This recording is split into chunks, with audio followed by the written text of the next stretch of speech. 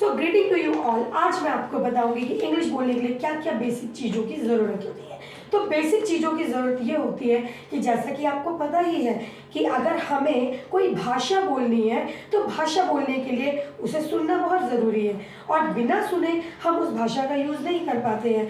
ऐसा कई बार होता है कि हम साइन लैंग्वेज का यूज़ कर सकते हैं, बट भाषा का एक्चुअली यूज़ हमें उसके लिए सुनना ही पड़ेगा। और अगर सुनना है तो हमें क्या सुनना है, जिस भाषा को बोलना है उसको हमें सुनना पड़ेगा। तो अगर हमें इंग्लिश बोलनी है तो इंग्लिश सुननी जरूर पड़ेगी, और इंग्लिश सुनने के लिए आप क्या करेंगे, आपको वही न्यूज़, वही स्टोरीज, वही सबटाइटल्स के साथ स्टोरीज आपको सुननी ही है।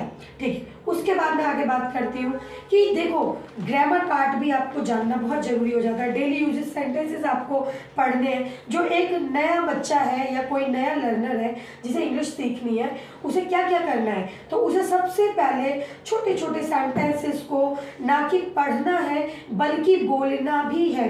गलतियाँ होती है, कोई बात नहीं, बहुत सारी गलतियाँ होती है, हिंदी में ही कितनी गलतियाँ हो जाती हैं, आपके अपनी लैंग्वेजेस में ही कितनी गलतियाँ होती हैं।